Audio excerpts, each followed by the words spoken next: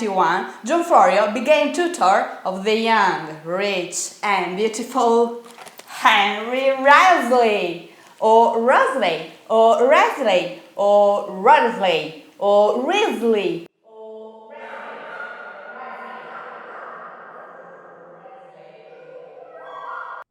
The first scholar to point out a connection between Florio and Henry was Countess Clara Longworth de Chambron. In her book about John Florio, she wrote that in Second Fruits there is a dialogue between John Florio and Henry. To play at tennis together and go to see a play at theatre. Moreover, the topics of Second Fruits, like primero, theatre, love and tennis, represent Henry's tastes. When Florio became Henry's tutor, he moved to Titchfield with him. Henry devoted himself to Italian studies, both in literature and language. Thanks to Florio, we know that Henry was intended to travel to Italy. In the epistle dedicatory of A Word of Words, in fact, Florio wrote, "Am I made doubt? Lest I or mine be not now any further use to your self-sufficiency, being at home so instructed for the Italian, as teach your learning could supply, that there seems no need of travel, and now by travel so accomplished as were once to perfection." The fancy master of Henry and the Earl of Essex was Vincenzo Saviolo, a friend of Florio. Essex was also his patron. It was the connection between these two brilliant English nobles, Vincenzo Saviolo, Italian, and Florio, Anglo-Italian, and Henry's love for Italian literature to give Florio the idea to ghostwrite Saviolo's work, probably under Henry's suggestion as well. Saviolo's manual was extremely successful, and Florio brought it when he was living at Titchfield, protected by such important patron and collaborating with his fancy master. Henry was also very keen on Italian language, Italian literature and drama. In those fervent years for the theatre, aspirants crowded around the brilliant young nobleman, bringing their poems. On 27 June 1594, Thomas Nash published his novel, The Unfortunate Traveller, and dedicated to Southampton. He termed him a dear lover and cherisher, as well of the lovers of poets as of poets themselves.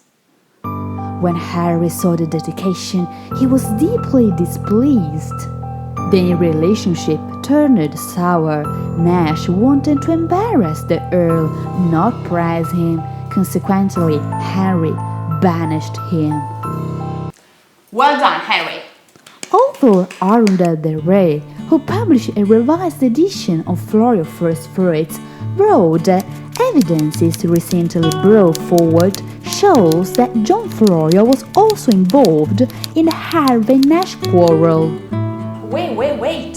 What's the Harvey-Nash quarrel?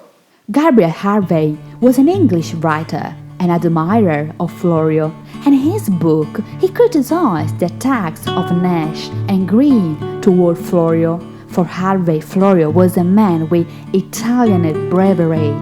The patronage the Southampton gave to Florio and refused to Nash is most likely one of the reasons of these attacks that Florio received. His entrance into this brilliant literary circle, closely associated with the drama, marks a very important stage in his career, but it also exposed him to further and more violent attacks. So Gabriel Harvey took Florio's defense and attacked Nash? Exactly. Florio's way of working attracted many criticism. For example, when he lived with Henry, he wasn't just his tutor, he also was Henry's personal secretary, wrote him letters, was his trusted friend and confidant. A famous episode shows that he was much more than just a teacher. What case? John Florio took part in the famous Danvers case. Danvers case? What's the Danvers case? Henry Danvers and Sir Charles Danvers were both close friends of Henry, and on Friday 4th October 1594 they committed a crime in Wiltshire. Henry Long was dining in the middle of the day with a party of friends in Corsham, when Henry Danvers, followed by his brother Charles and a number of retainers, burst into the room and shot Long dead on the spot. Whoa! The Danvers brothers escaped to Henry's house, where they secretly stayed for a couple of days after the murder. And Florio? He backed Henry's friends in their effort to escape. Furthermore, in the middle of this fracas, the Sheriff Lawrence Groves of the town of Southampton was alerted by a member of the Longs family and gave him names of the company suspected of the murder. Groves then decided to do further investigations. But one Saturday night, while Groves was passing over Itchen Ferry with his wife, Florio arrived and threatened to cast Groves overboard and said he would teach him to meddle with his fellows, with many other threatening words.